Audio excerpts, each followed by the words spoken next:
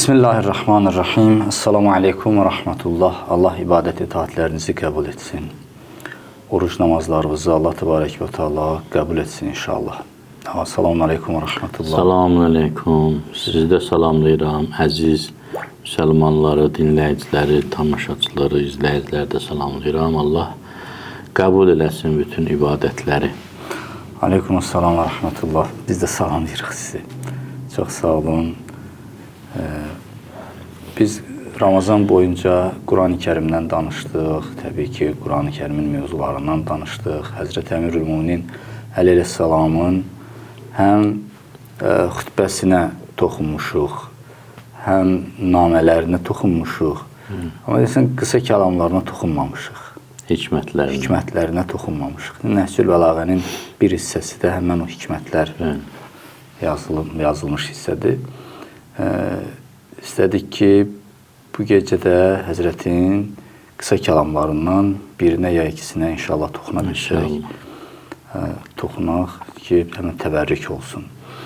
Əslində, mən həm də istəyirdim ki, bir gündə Həzrət Əlinin öz şəxsiyyətindən danışaq. Amma əslində Nəhcül Bəlağədən danışmaq elə Həzrət Əlinin şəxsiyyətindən danışmaqdır. Çünki Həzrət Əli özündən danışıb, öz xüsusiyyətindən danışıb orada.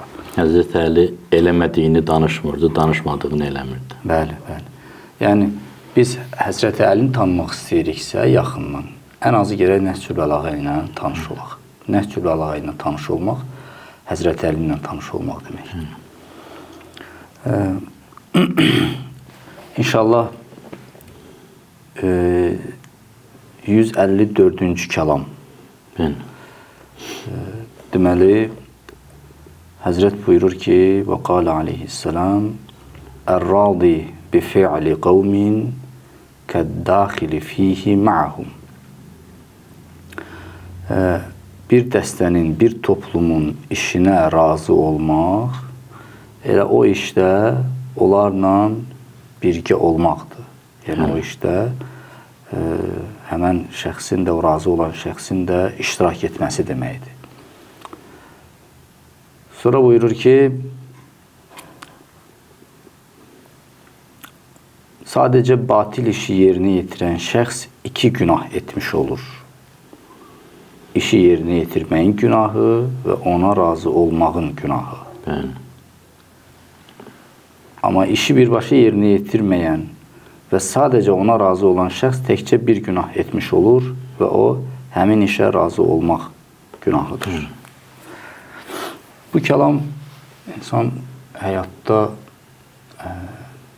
yəni, belə deyək də, ümumiyyətlə, fikirdə, mövqedə, hər hansı bir məqamda çox ciddi olmağı tələb edən bir kəlamdır.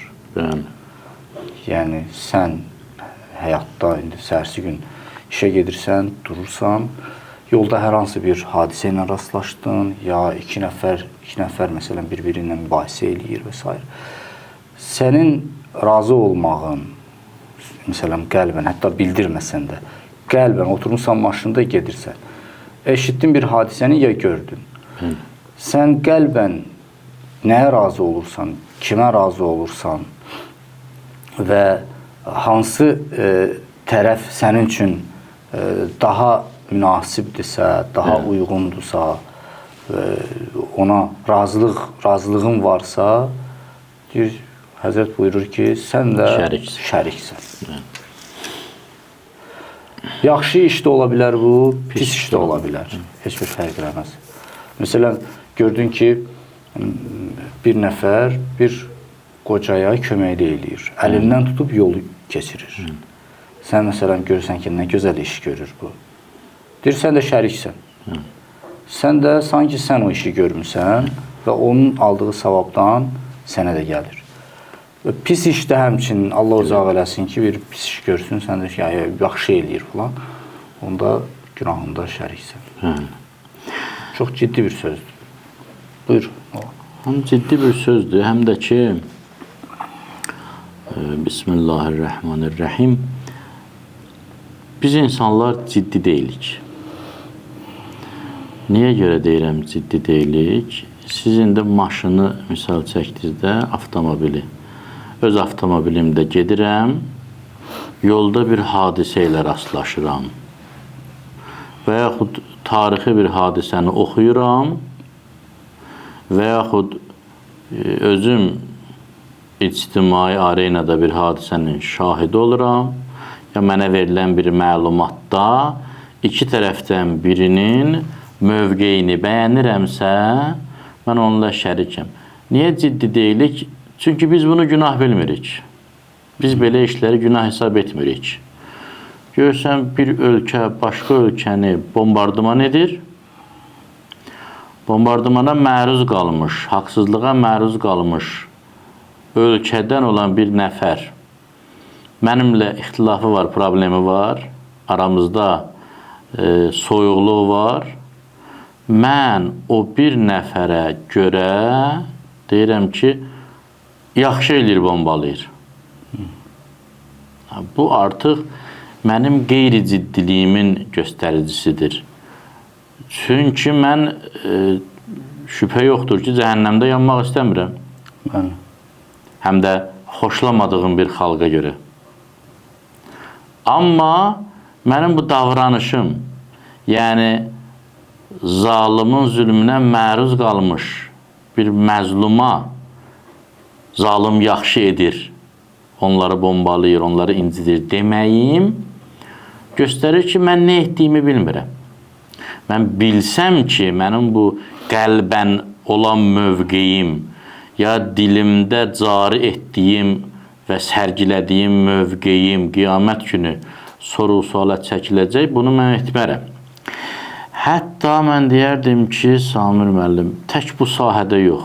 Ümumiyyətlə biz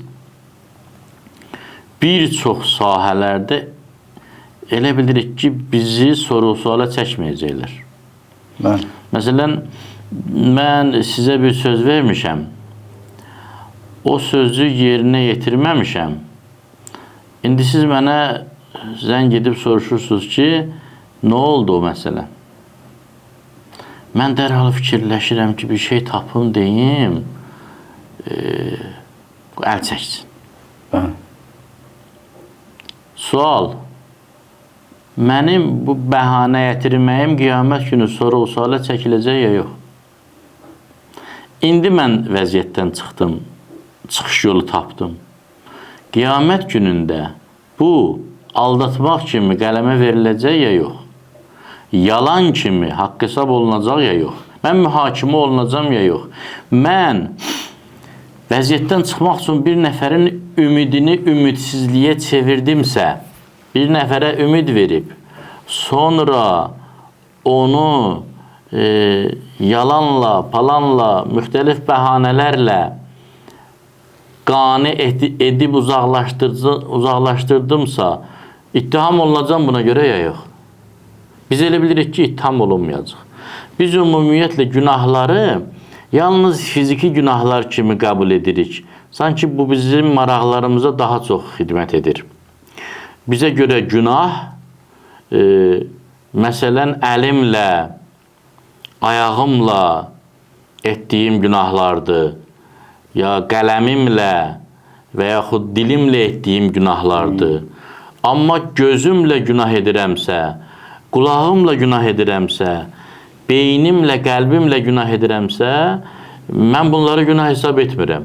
Ya başqa ifadə ilə desək, biraz elmi şəkildə desək, bizə görə doğru deyil bu fikir, amma bizə görə, əksəriyyətimizə görə günah yalnız hüquqi günahdır. Əxlaqi günahları, mənəvi günahları biz günah hesab etmirik. Halbuki biz baxsaq tarixə, səmavi bəlalar əsasən heç hüquqi günahlara görə deyil, mənəvi günahlara görə gəlib. Məsələn, tarixdəki ən pis bəla ki, Allah qiyamətə saxlamayıb, cəhənnəmə, yəni orada cəhənnəmdə, qiyamətdə nə olacaq, olmayacaq, o Allahın işidir, biz bilmirik. Saxlamayıb o vaxtda burada eləyib, məsələn, Lut əleyhissalatü vəssalamın qövmünə gələn bəla bugün hüquqi baxımdan dünyada cinayət sayılmır. Amma ən böyük bəla ona görə gəlib. Siz nəsə demək istəyirdiniz mən? Yox, elə onu demək istəyirdim ki, yəni bizim ümumiyyətlə, yəni bayaq dediniz ki, qeyri-ciddilik, yəni biz ümumiyyətlə o haqda düşünmürük. Düşünmürük də heç, bəli. Yəni, düşünmürük ki, yəni Bizim planımızda yoxdur o barədə. Bu günah ola bilər. Ancaq bəhanə axtarıb ki, necə eləyim bu vəziyyətdən çıxır. Həm də Quran-ı Kərim, onu demək istəyirdim. Quran-ı Kərim o batini günahlardan söhbət açıb. Ki, Əl-fəvahiş ma zəhərə minha və ma bətən. O ki, pislikdir, pozuntudur, günahdır, həm zahir, həm də batin. Bəli, zahiri günah əzalarla olunan günahlardır, pisliklərdir. Amma bir günah da var ki, batini günahlardır. Batində olur bu. Üzdə bilinməsə də, batində baş verir. Amma eyni zamanda bu böyük günahdır. Allah buna görə cəzalandırır. Bəli, kəbairdir, bəli. Yəni, məsələn, riya etmək, məsələn, göstəriş üçün hər hansı bir işi görmək. Hətta mənəvi iş olsa belə, namaz da olsa, oruc da olsa belə.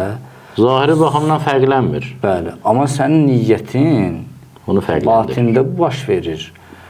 Sən bunu kimə görə isə, nəyə görə isə, nəyəsə çatmaq üçün eləyirsənsə, göstəriş üçün eləyirsənsə, bu artıq böyük mənəvi pozuntudur, daxildə baş verir və bu elə imanla küfrün özü də daxildə baş vermiş prosesdir də. Yəni məsələn küfr nədir? Allahı təksib eləyir. Xüsusilə nifaq. Münafiqlik. Olsun münafiqlik. Zahiri baxımdan tamamilə müsəlman kimidir. Namaz qılır, cümə namazını edir, məsciddə edir, müsəlman qəbristanlığında dəfn olunur, qız verib qız alır, hər şeyi müsəlmanlar kimidir. Amma daxilən, mənən kafirdir. Buna deyilir münafiq. Və bunu Allahdan başqa kimsə tanıya bilmir. Ona görə yəni biz o barədə düşünmürük ki, bizim daxilimizdə gedən proseslər əslində bizim taleyimizdə çox böyük rol oynayır. Yəni, məsələn, mən birinə münasibət bildirirəm. Bir hadisə eşitdim ki, məsələn, dediyinizdə filan ölkə filan ölkənin bombaladı. Yaxşı eləyir, filan məsələn. Bu böyük, nə boyda bir... Orada nə qədər uşaq, qadın, qoca, böyük, kiçik, şikəst, nə qədər insana haqsızlıq olunubsa, hamısının günahına şərik olur. Quran buyurur ki, ağızdan nə söz çıxırsa o yazılır. Ma yəlfidu. Qavlən illə lədəyhi rəqibun atid. Bu söz nümunə olaraq göstərilib də. Yəni, yalnız söz deyil. Nə niyyət olursa, nə əməl olursa, hamısı dərhal qeyd olunur. Bu əslində insanı ciddiləşdirməlidir. Bu,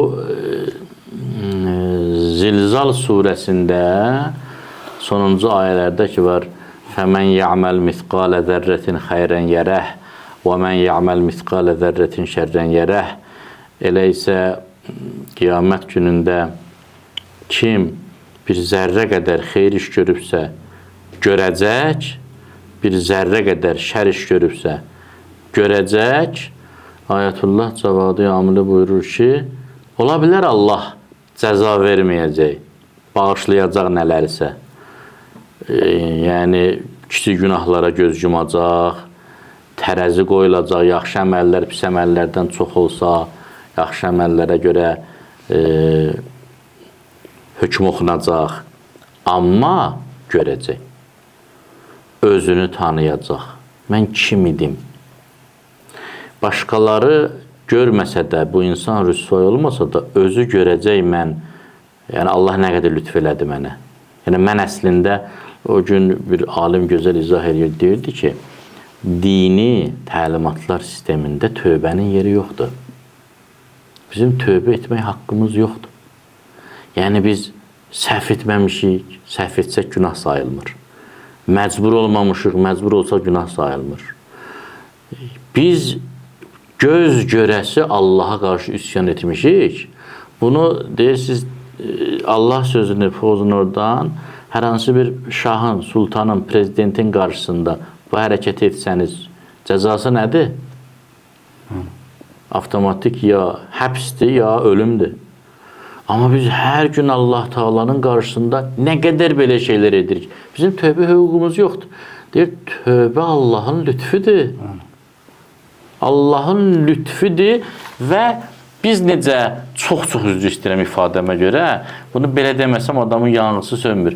Biz necə utanmazlıq göstəririk ki, Allah qanundan kənar lütf eləyir, bizi tövbəyə əmr eləyir, dəvət eləyir, hətta cəza təyin eləyir və qalə rabbukum ud'uni əstəcib ləkum. Rəbbiniz əmr edir ki, mənə dua edin, qəbul edim. Çağırın, məni qəbul edim. İnnellezine yestekbiruna an ibadeti seyedhuluna cehenneme dahirin. Bu əmrimdən çıxanları atacam cəhənnəmə. Cəza təyin edir tövbə etməyənlər üçün. Buna rəğmən yenə biz tövbə etməyi bir Allaha qarşı etdiyimiz bir lütf kimi görürük. İnşallah tövbə eləyərəm. Sanki Allah Taala günahkardır, estağfurullah. Biz gözləyirik ki, bağışlayaram səni, qaydaram sənə tərəf. Yəni, biabırçılıqdır həqiqətən. Ona görə də bu qəlb günahlarından ki, siz danışdınız, Samir müəllim. Bir hədis var, deyir ki, cəhənnəm çox üfunətli bir yerdir. Ona görə ki, üfunətli insanlar oradadır. Deyir, bir alim gedirdi bir neçə alimlə birlikdə ruhanilər. Adlarını çəkmirəm, adlarım bəllidir, tanınmayacaq, ona görə çəkmirəm adlarını. Gördülər ki, məclisdən uzaq bir neçə ulağa nəcis yükləyib aparırlar. Qədimdə o, elə bil ki, tualetlər, axı, kanalizasiya sistemi kimi olmurdu da. Təmizləyirdilər, daşıyırdılar, yenidən boşaldırdılar. Yükləyiblər, bunları aparırlar və təsəvvür edin ki, necə qoxu gəlir oradan. Bu, tələbələrdən biri tutur burnunu ki, ay Allah, bağrım çatladı, boğuldum, bu nə qoxudur belə. De, bu alim ağlaya-ağla qayıtdı ki, filan kəs. Biz də belə üfunət iyi veririk, sadəcə hələ boşaltmayıblar bizi. Hələ qiyamət günü haqq hesab gəlməyib, əməllərimizi boşaltmayıblar. Onda biləcəyik biz necə üfunətdiyik, biz çox üfunətdiyik ya bunlar. İnsanların, günahkarların üfunəti cəhənnəmi üfunətli edib və maraqlı nədir? Hədisdə var ki, hamı cəhənnəmin üfunətindən boğulur orada. Cəhənnəmdəkilər isə onların... Cəhənnəmdəkilər yox. Cəhənnəm şikayət edir Allah Taalaya. Deyir, bu ibadətdə riyakarlıq edənlər var ha, mənəviyyatda riyakarlıq edənlər. Və o cümlədən din alimləri də orada. Əgər din alimi özünü tərbiyə eləməsə, öndə gedən olur. Cəhənnəm Allah'a deyir ki, ilahi bunları çıxart buradan, boğuldum mən. Yəni, bütün günahkarlar cəhənnəmin qoxusundan boğulurlar. Cəhənnəm bu riyakar mənəviyyətdə, siz dediniz, riyakarlıq həm yeməkdə də riyakarlıq var. Mən evdə bir cür yeyirəm, restoranda bir cür yeyirəm. Yeriməkdə də riyakarlıq var. Məsələn, bir də var. Allah əmr eləməsəydi, biz bilmirdik belə bir şey var. Allah namazı Allah əmr edib. Yəni, bizim gündəlik həyatımızda namaz yoxdur. Məişətimizdə namaz yoxdur. Allah namazı əmr edib, həmin namazı Allahdan başqasına görə qılırsan. Deyir, bunlar elə bir üfunət verirlər ki, cəhənnəm yalvarır ki, ilahi, mən boğuldum. Cəhənnəm canlıdır da, Qaf surəsində buyurur, يَوْمَ نَقُولُ لِجَهَنَّمَ هَلْ اِمْتَلَأْتِ فَتَقُولُ هَلْ مِنْ مَزِدٍ. Qiyamət günü cəhənnəmə deyəcəklər ki, doydun, deyəcək, varsa yenə verin. Bu cəhənnəm o mənəvi riyakarların riyakarlıq üfunətindən boğulur. Nəyə demək istəyirəm? Biz ki, mənəvi günahları günah hesab etmirik, batini günahları günah hesab etmirik, cəhənnəm boğulur onun qoxusundan. Yəni, fiziki günahlardan daha pisdir. Tarixdəki ilk günah iblisin mənəvi batini günahından əmələ gəldi. Təkəbbüründən əmələ gəldi. Yəni, tarixdəki ikinci günah paxıllıqdan əmələ gəldi. Yəni, həsəddən əmələ gəldi. Yəni, əsasən, ümumiyyətlə, göstəriş içərdən gəlir. Bu, qəlbdən fərman gəlir əməllərə də, ələ, ayağa, üzvlərə. Ona görə ora əsas təmizdənsə, belə xaricə nur yayılacaq. Buranın üfunətdə xaricə yayılacaq. Bu hədisdə və İslam hikmətində də adətən nəzərə alınmayan bir şeydir amma çox əhəmiyyətlidir bu. Niyə? Samir müəllim. Ümumiyyətlə bu zülmə razı olanlar olmasa zalimlərin əl-qolu bağlanar. Mən onu deyirdim də, bunun əhəmiyyəti bundadır ki... Bəli. Effektivliyi var, ictimai faydası var. Bir məsələ bizim təfəkkürümüzdə həll olmasa, bəli. İctimaiyyətdə o heç vaxt özünü vüruza vermir. Təfəkkür dəyişməsi vacib olan bir məsələ. Baxış dəyişməlidir ki, cəmiyyət islah olsun. Mən daxildə və ya cəmiyyətin fərdləri daxilən dəyişməsə, daxilən normallaşmasa, islah olmasa, heç vaxt o cəmiyyət islah olmayacaq. Ona görə bu işin əhəmiyyəti daha çoxdur. Hətta tək mənəviyyətdə deyil ki. Məsələn, bugün iqtisadi psixoloqlar nə deyirlər? Deyirlər, sən beynində ticarətçi olmasan, ruhunda ticarətçi olmasan, sən ticarətçi olmağı qəbul etmirsən, ticarətçi ola bilməyəcəksən. Sən beynində xoşbəxt olmasan, bugün deyirlər ki, cavanların ailə problemlərinin əsası nəyə qayıdır? Cavanlar evlənirlər xoşbəxt olmağa. Bu doğru deyil. Xoşbəxt cavanlar evlənməlidirlər. Yəni, insan özü ilə xoşbəxt deyilsə, o başqasını necə xoşbəxt edəcək? Başqasından nifrət aparacaq, dərdisər aparacaq. Var da belə adamlar, elə salam verən kimi o qədər ahuzar edir ki, adam elə bilir ki, həyat bitir, dünyanın sonudur. Yəni, o daxili həzm olandan sonra insan öz ruhunda, şuurunun alt qatında, öz batini aləmində dəyişilməsə, baxışı dəyişməsə, maraqlıdır ki, Ayətullah Cavadi Amili buyurur ki, Həzrət Höccət əleyhissalam ki, zuhur edəcək, onun zuhurunun məqsədi ədalət deyil. Ədalətli cəmiyyət İmam-ı Zaman ağanın zuhurunun nəticəsidir. Məqsəd o deyil. Məqsəd Ərbəin ziyarətində qeyd olunub. Baxın, Ərbəin ziyarətində İmam Sadiq əleyhissalam nə deyir? Deyir ki, Həzrət Hüseyin əleyhissalam qəlbinin qanını fəda etdi ki, sənin bəndələrini zəlalət heyrətindən və cəhalət sərgərdanlığından xilas eləsin. Yəni, əqlaniyyəti, ağılı, məntiqi, təfəkkür həyatını bərpa eləsin. Və İmam-ı Zaman ağanın zuhuru başlayanda Həzrət nə deyəcək? Deyəcək ki, ya əla, ya əhləl aləm, innə cəddiyəl Hüseyin qutilə qətəlu ətşana. Babam Hüseyni susuz öldürdülər. Zuhurun ilk şüarı niyə? Babam Hüseyindir. Çünki eyni məhdəviyyəti İmam Hüseyin əleyhissalam başlamışdı. Cəmiyyət Yezid kimilərlə əl-ələ verib boğdular Kərbəlada. Yəni, İmam-ı Zaman ağa İmam Hüseynin varisidir. İmam Hüseyin əleyhissalam necə ki, əqlaniyyəti aləmə hakim etmək istəyirdi, İmam-ı Zaman ağa da əqlaniyyəti aləmə hakim edəcək. Ağıllı cəmiyyət zülmlə yaşasın, bu absurddur. Mümkün deyil. Hətta deyir ki, imam bir başını çəkər, əlini çəkər onların başına. Kamilləşdirər onların ağıllarını kamilləşdirər. Yəni, bir cəmiyyət ağıllı, insanlar adətən zalimlar kimlərə hökmranlıq edirlər? Cahil saxlaya bildiklərinə, dayaz düşüncəli insanlara. Məsələn, dinimizdə bir çox məsələlər ən azından tövsiyə xarakterli olaraq niyə qadağan edilir? Ya tövsiyə formatında yasaq edilir. Məsələn, bəzi musiqilər, bəzi əyləncələr. Niyə? Çünki insanı dayazlaşdırır.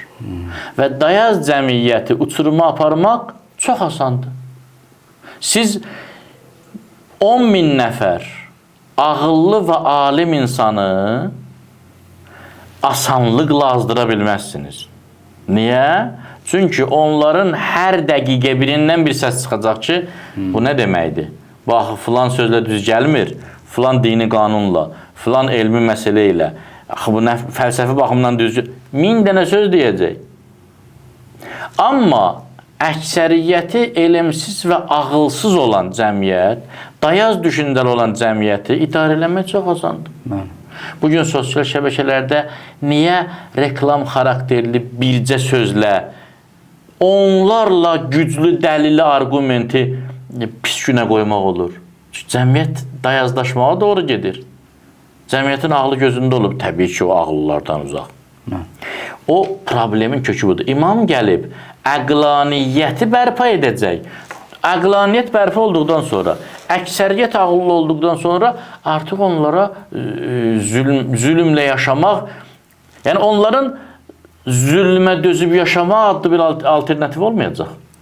Çünki onlar bir həyat başa düşürlər, o da ağıllı həyat, ədalətli həyatdır. O proseslərin daxildə getməsi və daxilən insanın dəyişməsi, islah olması və eyni zamanda günaha münasibəti, günaha münasibəti ya hər hansı bir hadisə münasibətində o həlledici rolun oynamasına aid bir Quran ayəsini istəyirəm deyim. Hucurat surəsindən 7-ci ayə buyurur ki: وَعْلَمُوا أَنَّ فِيكُمْ رَسُولَ اللّٰهِ Bilin ki, sizin aranızda, sizin içərinizdə Resulullah var, Allahın Peyğəmbəri var. لَوْ يُطِعُكُمْ فِي كَثِيرٍ مِنَ الْأَمْرِ لَعَنِتْتُمْ Əgər o işlərin çoxunda sizə itaat etsə, siz əziyyətə düşərsiniz. Bunu tələb eləməyin ki, niyə bizə qulaq asmırsan? Yəni, həqiqətən də dünən danışdıqda ayə idi. Deyir, əgər haqq onların istəyinə tabi olsa, göylər xarab olar, yer xarab olar, onların göydə və yerdə yaşayanlar hamısı məhv olub gedəcək. Çünki həqiqətən biz bilmirik axı, bizim xeyrimiz hardadır, necədir, insan necə yaşamalı, dünya necə qurulmalıdır. Bizdə nəfsdir, ürəyin belə istəyir. Hamı elə istədiyini edər, onda həyat adlanan bir şey qalmayacaq. Ona görə ki, Peyğəmbər sizə itaat etsə, siz çox əziyyətə düşəcəksiniz. وَلَكِنَّ اللّٰهَ حَبَّبَ إِلَيْكُمُ الْإِيمَانَ وَزَيَّنَهُ فِي قُلُوبِكُمْ Lakin Allah imanı sizə sevdirmiş, onu sizin qəlbinizdə zinətləndirmişdir. Yəni, daxilən imana, yaxşılığa, gözəlliyə bir sevgi var, məhəbbət var.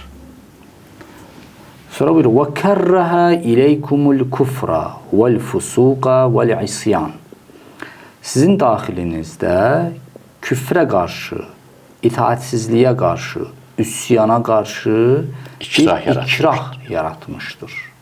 Yəni, mən günaha nifrət eləyirəm, sevmirəm onu. Həqiqətən, olur bəzi insanlar, heç dindar da deyil, mənə rast gəlib şəxsən. Amma qəlbi təmizdir. Amma o, məsələn, heç vaxt qeyrətsizlik eləməz. Nifrət eləyir o qeyrətsizliyə. Cövhər var daxilində. Daxilində bir təmizlik var, bəli. O deyir, Allah eləyib bunu. Düzdür, indi Allah hər kəsi belə yaradıb. Yəni, bu ibtidadan belədir ki, Allah Taala gözəllikləri sevməyi bizim daxilimizdə qoyub, o münasibəti. Fəəlhəməha fucuraha və təqvaha. Amma qəd əfləhə mən zəkkaha və qəd xabə mən dəssaha. Yaxşılar onu bəsləyiblər, o təmizliyi saxlayıblar. Pislər isə fitrətin üstünü örtüblər ki, səsin çıxmasın, kəs səsivi. Ona görə başlayırlar günahı sevməyə. Deməli, daxilən bu proses. Bəli. Elə həmin Şəms surəsini dedikdə, Şəms surəsində Allah Teala nə buyurur? Deyir ki, İz inbəəsə əşqaha. Səmud qövmü ən bədbəxt, şəqavətli, qəsavətli birini göndərdi dəvəni öldürməyə. Salih əleyhissalamın möcüzəvi dəvəsini. Yəni, Salih əleyhissalamın nübüvvətinin, peyğəmbərliyinin argumenti olaraq Allah Taala daşdan bir dəvə çıxartmışdı ki, baxın, bu möcüzəyə əsasən bu iki peyğəmbərdir. onlar haqqı ya qəbul etməli idilər, ya deməli idilər ki, bağışla, mən nəfsimə görə qəbul edə bilmirəm. Onlar dəvəni öldürdülər ki, düşmənçiliklərini bildirsinlər. Yəni, bu həqiqətdir, bilirik, amma bu həqiqətin həqiqət olduğunu başqalarına qoymuruq çatsın. Möcüzəni məhv edirik.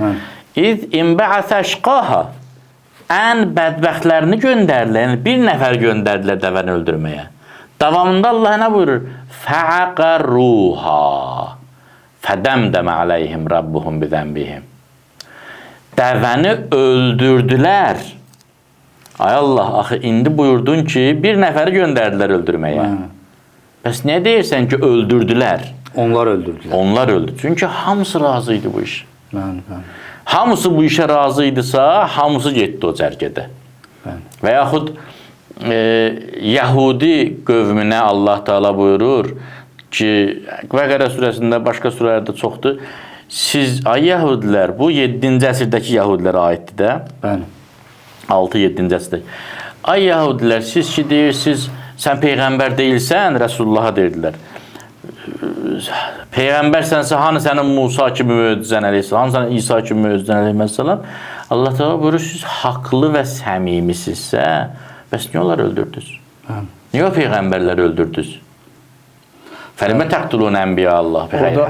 Orada deməli, təkliflər belə idi ki, deyirlər ki, Allahın Peyğəmbərisənsə, onda bir də biz qurban kəsirik, od gəlsin, o qurbanı yandırsın və biz bu da bir əlamət kimi bilməliyik ki, Allah bizim qurbanımızı qəbul edib, sən həqiqətən haqq Peyğəmbərsən. Belə bir nümunəni də Peyğəmbərimizdən istəyirdilər ki, yəni sən əgər Peyğəmbərsənsə, onda biz bir qurban kəsirik, qoyuruq, od gəlsin, onu yandırsın. Adəm əleyhissalam balalarını dövdü. Bəli, Allah buyurur ki, yaxşı, əvvəl siz bunu eləmişsiniz. Bəli. Od da gəlib sizin qurbanınızı yandırıb. Və niyə o Peyğəmbərləri öldürdünüz? Sual, 7-ci əsrdəki Yəhudilər Peyğəmbər öldürməmişdilər ki. Bəli. Niyə bəs Allah deyir öldürdünüz? Çünki razı idilər onların əməlləri ilə. Və indi bir neçə aydan sonra inşallah Məhərrəmli yay gələcək də. Sosial şəbəkələrdə bəzi özlərinə hörmət eləməyən insanlar başlayacaqlar. Yezid haqlı idi. İbn Ziyad haqlı idi. Həzzət Hüseyn səhv elədi. Bunlar hamısı Yezidə şərikdilər. İbn Ziyada şərikdilər. 100%. Çünki İmam nə buyurdu? Ər-radi bi fi'li qavmin kəd-daxili fihi ma'hum. Bir dəstənin, bir fərdin ya dəstənin fərqi yoxdur. Bir nəfər desin ki, Firon yaxşı elirdi, Yahudiləri qırırdı. Firona şərikdir. Bir nəfər desin ki, Yahudilər yaxşı elirdilər, Peyğəmbərləri öldürdülər, Yahudilərə şərikdirlər. Kim hansı zalimin işinə razıdırsa onunla şərikdir. İndi buradan bir sual yaranır ki, bəs nə fərq oldu öldürənlə razı olan arasında? Ona əleyhissalam izah edir ki, yox, öldürəndə 2 günahdır. Öldürəndə həm o işə razılıq var, həm öldürmək var. Amma öldürməyib o işə razı olanda bir günahdır. Və bir günahdır bizi ümidləndirməsin ki, nə yaxşı elə razı olun bir günah edeyim. Bu bir günah, elə belə bir günah deyil. Bir var bir adi insanın öldürülməsinə razı olursan. Bir də var Həzrət Hüseyin ibn Əli əleyhissalam kimi cənnət cavanlarının ağasının öldürülməsinə razı olasan. Sən cənnətə necə girəcəksən, necə daxil olacaqsan? Sən daxil olub İmam Hüseynə nə deyəcəksən? Deyəcəksən, ya Hüseyin gəlmişəm mənə yeri ver, sən buranın ağasısan axı. Sən buranın ağasısan, mənə yer ver. Amma Allah yezdə də rəhmət eləsin. Onda İmam Hüseyin ağa sənə nə deyər? Deyər, mənim körpə Əli Əsqərimi oxlayana sən rəhmət oxuyursansa, səni heç cəhənnəm götürməz, nəinki cənnət. İndi də Həzrət Əlinin düşməni olan Muaviyə haqqında fikir çəkiblər. Tərifləyirlər. Tərifləyə də bilmirlər, rüsvayçılıqdır. Həzrət Əlini sevirsənsə, bəli. Onun düşməni arasında niyə bu cür film çəkib sən təbliğ edirsən ki, bu belə olub, belə olub, belə olub. Hətta bu adam Əhl-i Beytindən düşmənçilik ediblər. Aşkar da eləyib, heç kəs də saymayıb. Varis ziyarəti. İmam Hüseyin ağanın aşırı ziyarətindən sonra ən məşhur ziyarətlərindən biri ziyarəti varisdir. Orada nə deyir? Deyir, lənətdir qatilləri.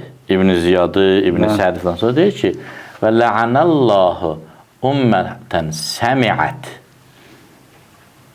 bih və rədiyə.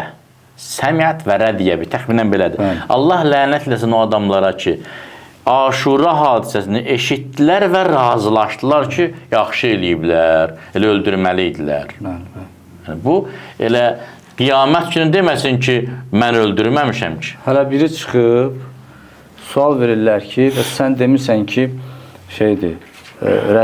Yezidə rəhmətullah demək olar yoxsa yox. O inkar edəmir, deyir, hə, demişəm, nə problem var ki, deyir. Yezid deyir, tövbə etməli idi, amma İmam Hüseyni öldürdüyü üçün yox.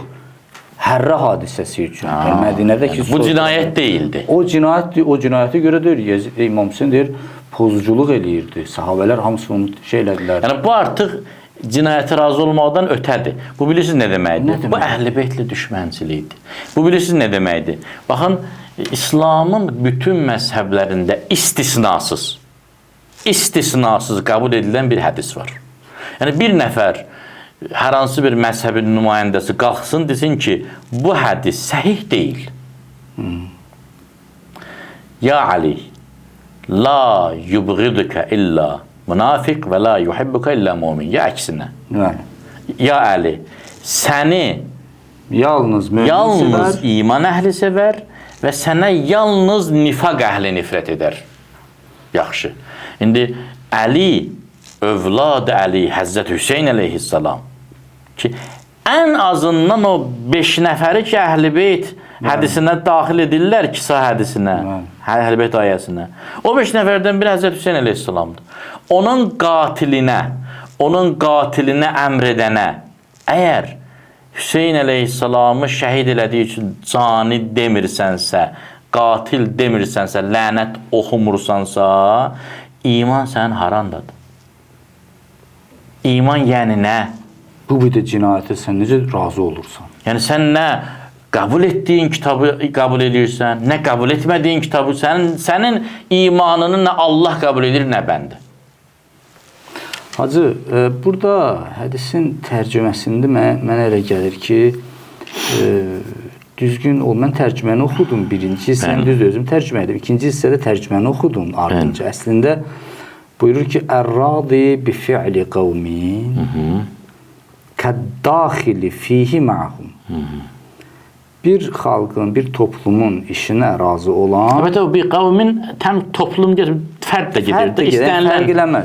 İstənilən işə razı olan şəxs o işdə onlarla şərik kimidir. Daxil olub o işə.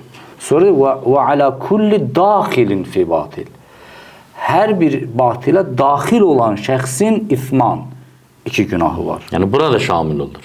Yəni, 100% şamil olur. Deyir ki, yox, mən tərcüməni indi deyirəm. Birinci deyəsən, səhv tərcümə elədik biz. Burada da arzusu, burada elə tərcümə verilir. Amma düşünürəm ki, düzgün tərcümə olunmayıb. Deyir ki, demir, və alə kulli failin. Kəd-daxili. O daxil ki olur, razı olub, razı ki oldun. Razı oldun, daxilsən. Daxil oldun, 2 günahın var. 2 günahın var. Deyir ki, 1, İsmul əməli bih, sanki sən o işi görmüsən. 2, və ismul rida bihi, razı olmuşsan. Yəni, ola bilsin ki, bir adam o işi görür, amma məsələn əsəbləşib də, sonra peşman olacaq. Razı deyil əslində ona, qəlbən istəmir o işi görsün. Amma məsələn məcbur olub, ya əsəbləşib, ya özündə deyil, bir iş görür. Sami müəllim, bir söz deyim burada sizə. Amma bu adam isə rahat, normal bir haldadır. Razı olur ürək. Burada biraz fərqləndirməliyik, necə? Bəzən cahil insanlar var, nə dediklərini bilmirlər, bayaq dediyimiz kimi, qeyri-ciddi insanlar. Yaxşı eləyib. Bunlar ola bilər cəhalət filan, Allah bəlkə başladı. Bəzi insanlar var, o Əməvi, o Fironi, o Səmudi, adi təfəkkür cərəyan edir bunların damarlarında. Mən onu deyirdim bayaq ki... Mənə çox marağı gəlir. Bugün məsələn, biz görürük ki, ərəb ölkələrində bəzi hadisələr baş verir. Həqiqətən adam böyle həzm yutulası bir şey deyil. Baxın, biz oxuyuruq ki, Həmzə əleyhissalam Peyğəmbər sallallahu aleyhi və aleyhin əmisi idi. Uhud döyüşündə, döyüşün ortasında namərtcəsinə terror olundu, şəhid edildi, sinəsini parçalayıb ciyərini çıxartdı. Yezidin nənəsi, Muaviyyənin anası, Əbu Süfyanın arvadı. Hind. Çeynədi ciyərini. Ki, adı qaldı Hind cigərxar. Ciyər yiyən Hind. Yaxşı. Akilətul əkbar. Akilətul əkbar. İndi həmin hadisələrin tendensiyası davam edir indi Orta Şərqdə. Görürük ki, bəzi ölkələrdə müsəlman qiyamı adıyla qiyam qaldırırlar. Cavanların sinəsini söküb ciyərlərini çeynəyirlər. Başa düşmürəm, bu Həmzənin davamçısıdır ya Hindin? Yaxşı, fərz edək ki, bu qəbul edir ki, Əbu Süfyan iman gətirib. Bu, Əbu Süfyanın iman gətirmiş formasının davamçısıdır, ya imandan qabaqki forması. Bu, İslamın cəhaləti söküb dağdan İslamın xələfidir, onlara sələf deyir, yoxsa Hində sələf deyir? Bu, hansının xələfidir? Belə çıxır ki, Yəni, insan özünə niyə qayıtmasın ki, baxsın aynaya, mən neyiniyirəm, mən nə iş görürəm?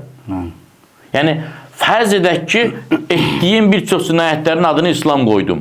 Məsələn, Quranın bir ayəsini götürdüm, dedim ki, İslam deyir, qırın kafirləri. Allahu Ekber. Bunun adını nə qoyuram? Buna harada İslam deyir? Buna hansı İslam deyir?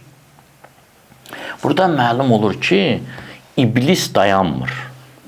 İblis insanı biraz azdırandan sonra rəhmi gəlsin, mərhəmət göstərsin. İblisə işçi lazım deyil. Biz deyək ki, iblisə baxa bizi işlətmək istəyir. İblis işlətməklə kifayətlənmir. İşlədəndən sonra fərman verən iblis yaradır. İblisin əməli budur. Quran ayəsi nə deyir? Deyir ki, Adəm əleyhissalama ağacdan meyvəni yezdirəndə dedi ki, and içdi ki, mən sənə xeyrivi istəyirəm, sən əbədi burada qalacaqsan. Ondan sonra Adəmi rüsvay elədi. O vaxta qədər Adəm əleyhissalam ümumiyyətlə geyimim var ya yoxdur, maraqlı deyildi. O aləm yox idi orada. Eyiblərini üzə çıxartdı. Əziyyətə saldı. Allah Teala Quranda buyurur ki, iblisin işi bəndəni rüsvay eləməkdir. Bəndə rüsvay olandan sonra başlayır şantaj eləməyə. Sən ki, rüsvay olmuşsan, gəl mənim üçün işlə. İşlədəndən sonra başlayır komandir eləməyə. Sən də git bir dəstəni rüsvay elə, şeytanlıq elə, şeytənət elə.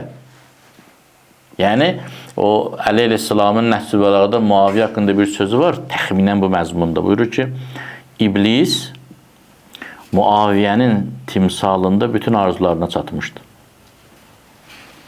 İblis Muaviyyənin timsalında bütün arzularına çatmışdı. Bu bilirsiniz necə ağır sözdür. Yəni, iblis bir insandan nə qədər rəzalət istəyər, hamısını elətdirmişdi Muaviyyəyə. Bugün gəlib deyəsən ki, mənim səhabə təfəkkürüm Muaviyyədir. Müslim Nişaburi Səhih kitabında bütün səhabələrin fəzilətləri babını gətirir. Səhv eləməsəm, Səhih Müslimin səhihindədir. Bütün səhabələrin babı fədli səhabə gətirir.